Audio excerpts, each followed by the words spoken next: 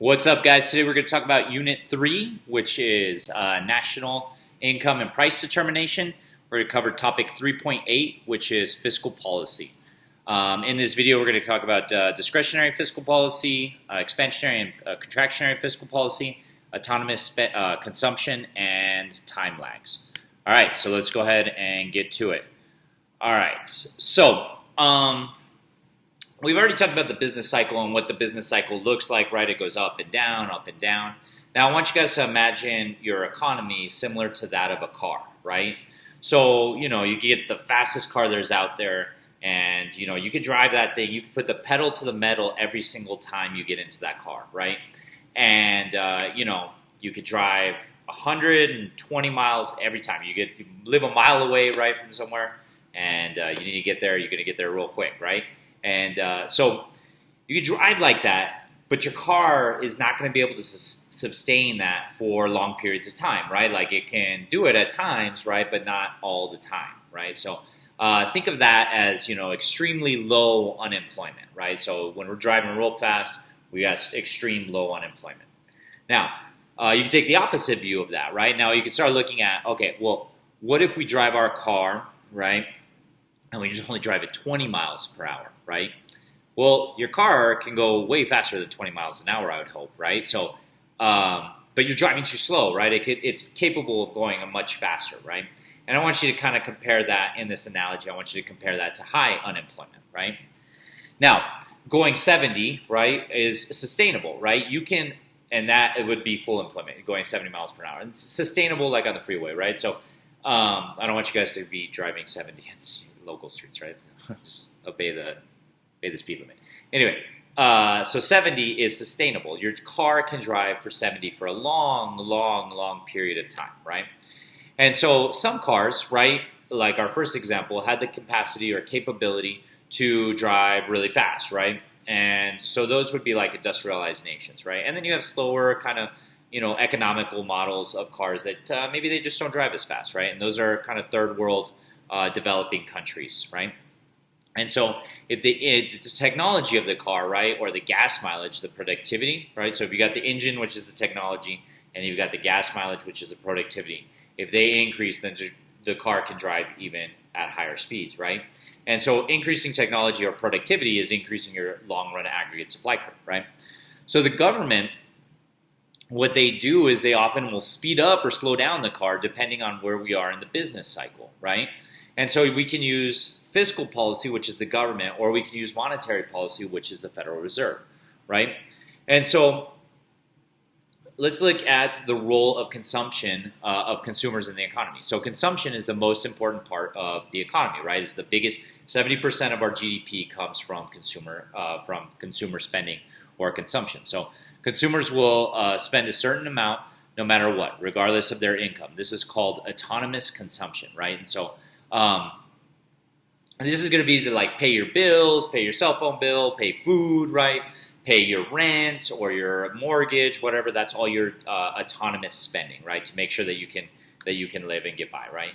The other type of spending is disposable income, and your disposable income is stuff that you buy, like I want to go to the movies today, or you know what, I want to go buy, I want to go buy some weights, or I want to go buy some dumbbells, or something like that. That would be disposable income. Okay, and that's of course income after taxes, and if income is less than autonomous spending, then what you have is dis savings, right? So you have negative savings. You're not saving any money. You're kind of coming up short every month, right? So what happens if income falls and people stop buying stuff? So what happens if C drops, right? What's going to happen? Like who's going to step in? Who's going to start spending more? So at this point, the government, right, has a chance of stepping in, right, and they can do some government spending, or they can do something with taxes, right, and we'll look at that in a second. So, but there's two entities that can do this, right, that can kind of step in and save the day if consumer spending falls, right, and that's fiscal policy, and that's actions by the government to stabilize the economy, and then there's monetary policy, which is actions by the Federal Reserve Bank to stabilize the economy. So it'd either be the government or the Federal Reserve that does something. So now, if we were to look at this as toolboxes, right? So the government has their toolbox and the Federal Reserve have their toolbox, right? And they're there to try to fix a problem, right?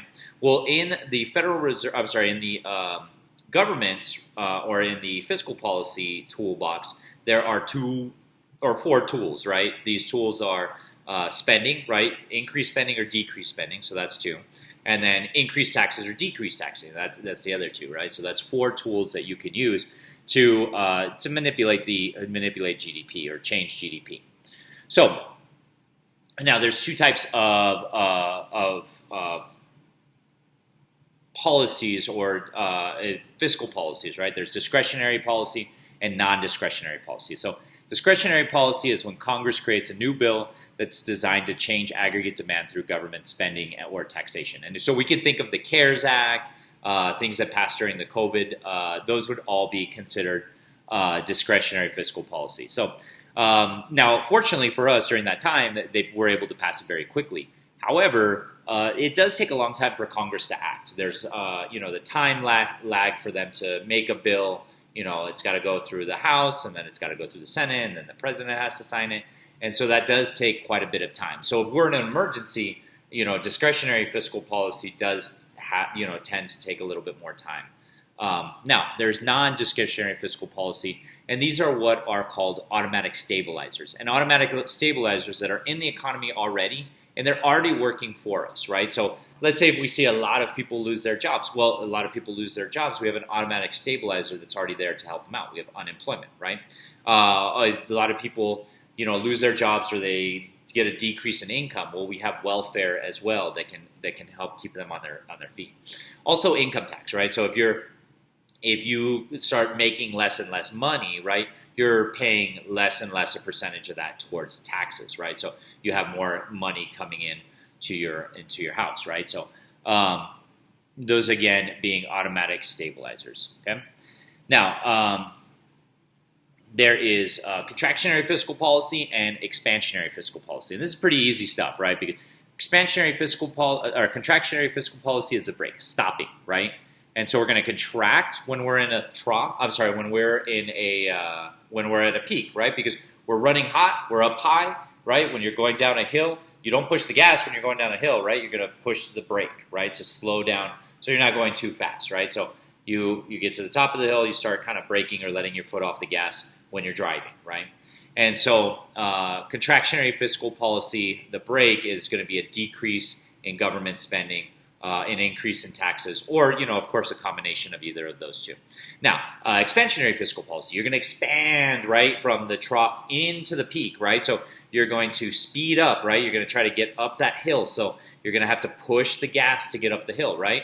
And so by pushing the gas, you're going to increase government spending or decrease taxes. And by decreasing taxes, right, that makes sense because now you have more disposable income, right? You're not paying that money to the government. That money's coming home to you, and you can use it for something, for something else, right? Like to go out to the movies or to buy something, right? So, and of course, expansionary fiscal policy is a combination of either government spending or decreasing taxes.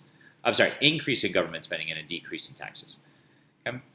Now, one thing that we have to keep in mind when we are talking about government spending, right, is, of course, the multiplying effect, right? So if the government were to come in and they're trying to save or they're trying to increase GDP, right, well, we have to know what the marginal propensity to consume and the marginal propensity to save is so that we know how much the government actually needs to spend to get us out of a recession, right? So if we're in a recession, we're trying to get out of a recession, the government's going to spend more money.